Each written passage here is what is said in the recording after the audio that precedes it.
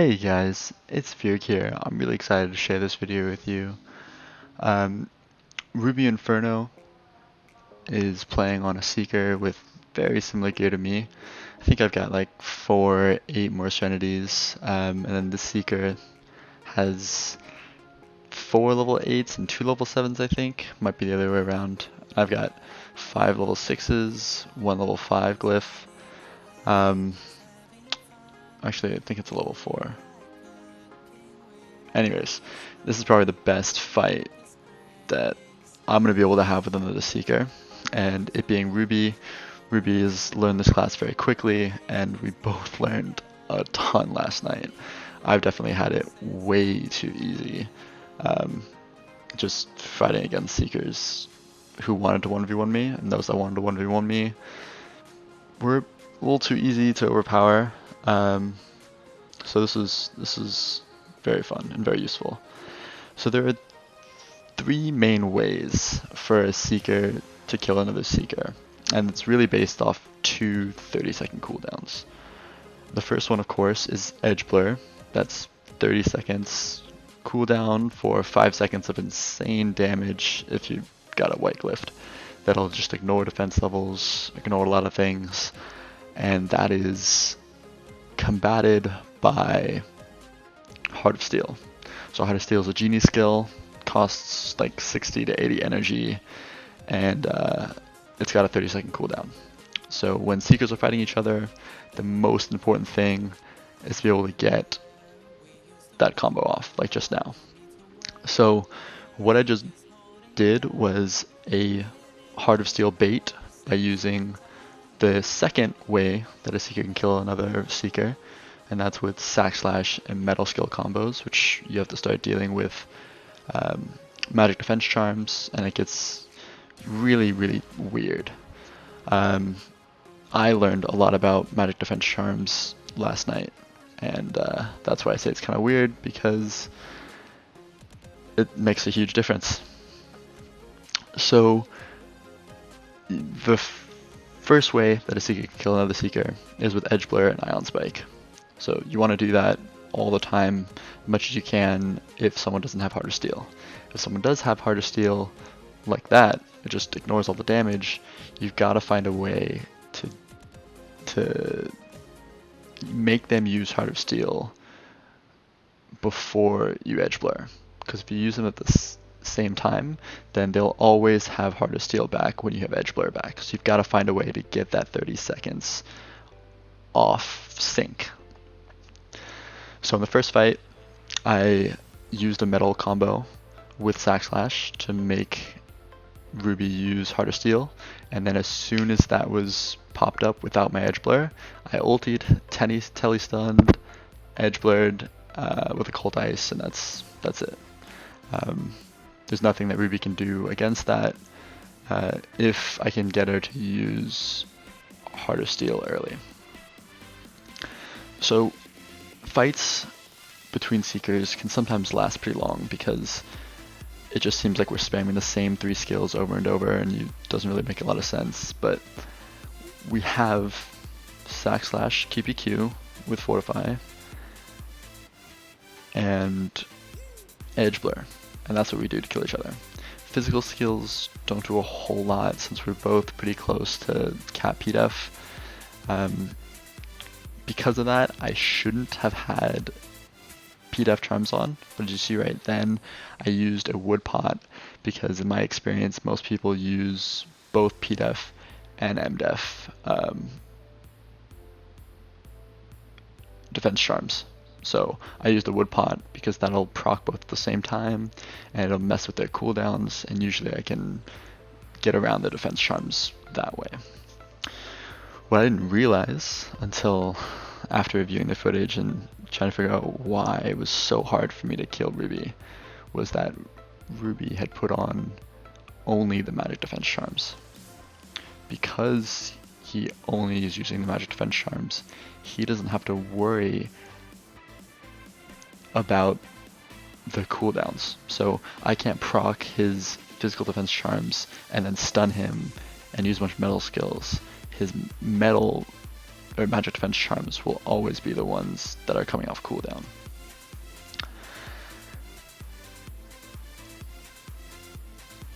So for these fights, we're just kind of going back and forth. At the beginning, Ruby was kind of focused on using Edge Blur and Sack Slash and QPQ all at once because dealing insane 20,000 ticks is pretty great. But if you're not getting around Heart of Steel, that's not going to do anything.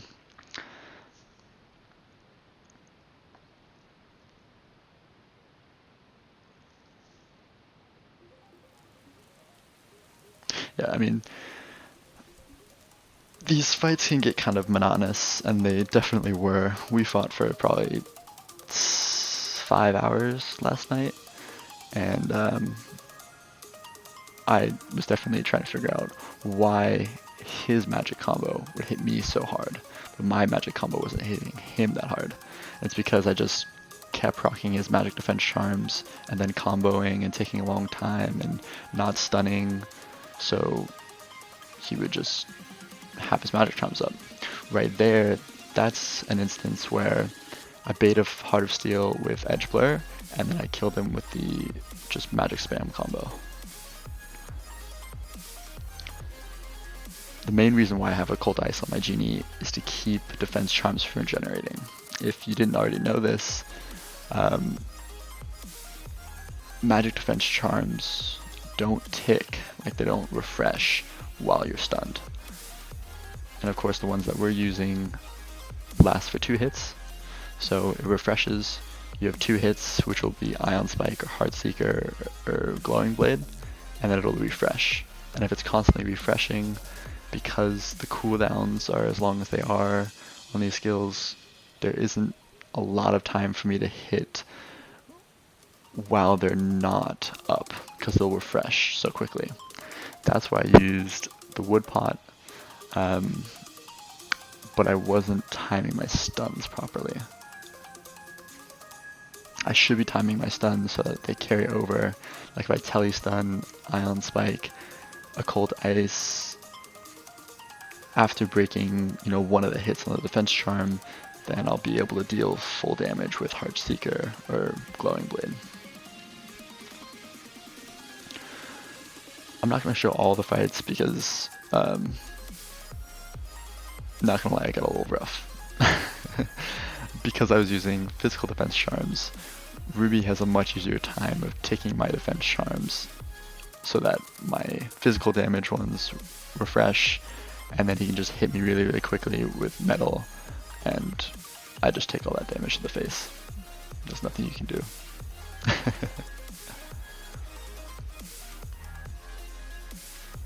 There's also some really great instances of Seeker defense skills. So how do you combat the 2 ways that Seekers can kill another Seeker? So my favorite way is to use Blade Affinity when I see the other Seeker going in for a Sack Slash, because then when he tries to QPQ that Sack Slash and all those debuffs, he'll usually keep them, and that makes it really easy for me to just hit him really hard without wasting my other cooldowns. Ruby is very good at single spark or double spark or triple sparking while he sees me getting ready for a Sack Slash. And so then I Sack Slash on his immune and I keep it. So that way he can save his Blade Affinity and still have and still avoid getting hit by the Sack Slash. That's really great. It's not I tried it a couple of times and I definitely couldn't get the timing, but I'm sure I just need to practice more. So right there, I just used Blade Affinity where I saw him getting ready, and now he's got all of those debuffs still on himself. Another way is to always, because we're spamming Glowing Blade with Green Glyph, you're always going to have the disarm proc on the opponent. So when I see Seekers going in for a Sack Slash, I'll just disarm them, and then they don't have time to QPQ. And then I can use transposition to go untargetable, so they can't even throw it off me, and it wastes their entire sack slash sometimes. You can also do what Ruby just did there, where you triple spark and therefore avoid the you can triple spark off your stack slash after you fail it.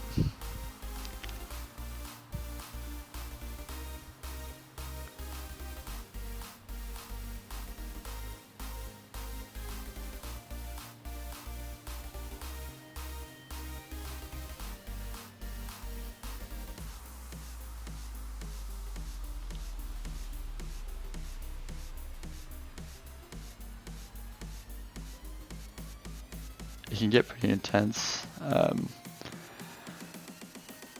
Just trying to make sure that you don't get baited into the heartsteel. But I was trying to pretty much save all of my heartsteals for his edge blur, which once Ruby figured that out, he could just magic nuke me, knowing that I wouldn't be using heartsteel to try and void it. But right here you can see sack slash after sack slash with edge blur wastes all of his combo, and then he isn't able to get around my heartsteel.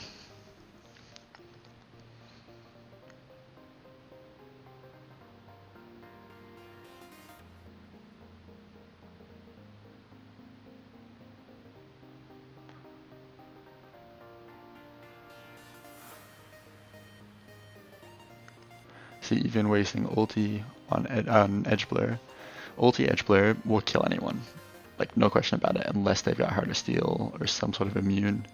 And so I would always wait on the ulti until I've seen them use their heartsteel.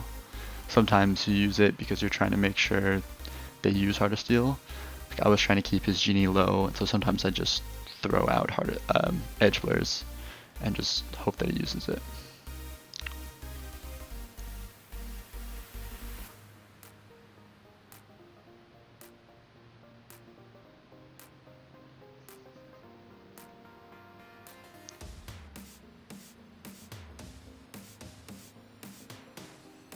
One of my favorite baits is doing a magic combo, seeing them use heartsteel, then instantly tele-stunning, ulting, edge blur, and then occult ice, like right here.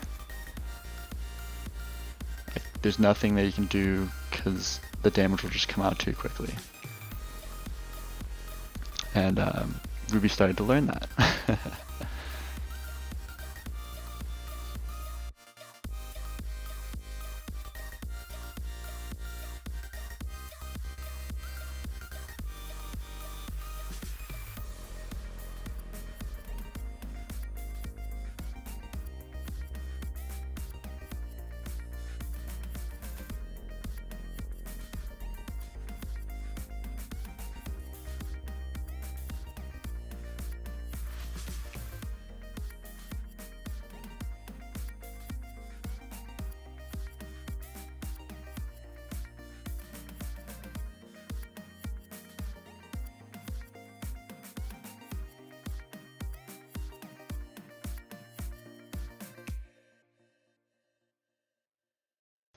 I'm trying to avoid using heartsteel, but I realized that my defense charms I take, I have to use it. But now, Ruby sees that I've used heartsteel, so now, if he can just edge blur me, I'll be finished.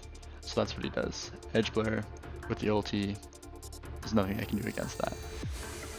You know, it's my move, but I'm glad I picked up on that really quickly.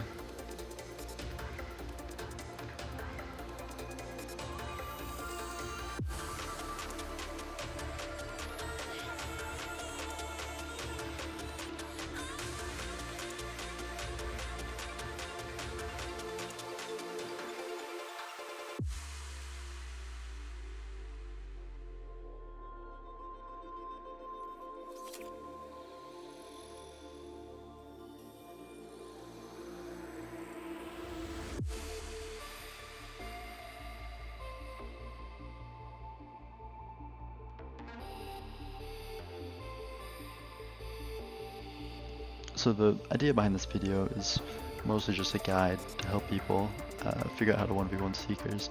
I learned a lot fighting Ruby, and I know Ruby learned a lot, and we had fights for hours. Ruby's probably going to be uploading the rest of the fights, so you can see his view from there. But I hope this video will kind of help you understand what's going on behind all the spam of Rock Splitting Cleave glowing. Like right here, I got that bait for Heart of Steel, and now I know if I can get enough Chi, Edge Blur with ulti. And I was able to get the bait, and that did it. Alright, now we're going to talk about defense charms. Seekers hit about once a second, depending on their channeling and casting. So we have to deal with our defense charms. Magic damage is obviously what's going to hit hardest, so we have to make sure that we can hit someone while the defense charms are on cooldown. To that end, Ruby was only using magic defense charms, so that those would always be the ones that refresh. I was using both. Miscalculation on my part. I realize it now. I understand how to be smarter about it. So defense charms last for 2 hits, and then they have to refresh.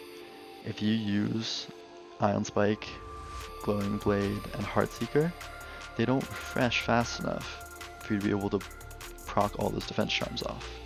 So what you have to do is lock your opponent, like what Ruby's doing here. Ruby is immobilizing, then QPQing, so I'm locked, then tele-stunning, and getting those defense charms to proc. He's also hitting me with physical damage first, so that my physical damage charms are what take the regeneration. So a huge combo for Seekers to use, and what I understand now, thank you Ruby, is that you hit one of their hits on the defense charm, you sack slash QPQ, tele-stun, hit whatever you want, and that's it. It took me until I was reviewing the footage afterwards to realize they only had the magic defense charms on. So I kept trying to proc, his physical defense charms and then go in for a stun with the magic defense charms, and didn't seem to be able to do any damage. And that's, something that I learned, and I'm excited for that. I'm gonna let the rest of these fights kind of keep going. This isn't every fight. I think Ruby posted every fight, so if you want to see his perspective, definitely check out his channel. I'll leave that in the description below. But yeah, I hope this voiceover kind of helped you realize what's kind of going on in both of our minds while we fight. So it's not just kind of a mindless spam of 3 skills, and then all of a sudden we combo and the other person dies. This is also why I love Seeker so much. There's a lot that can happen. Alright, I'll see you guys in the next video.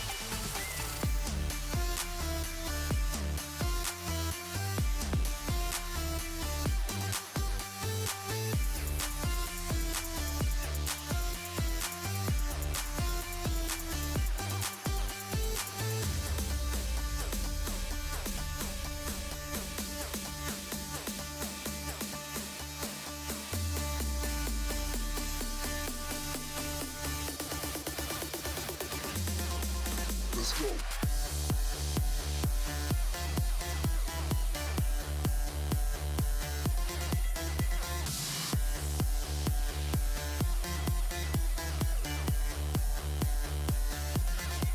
Let's go.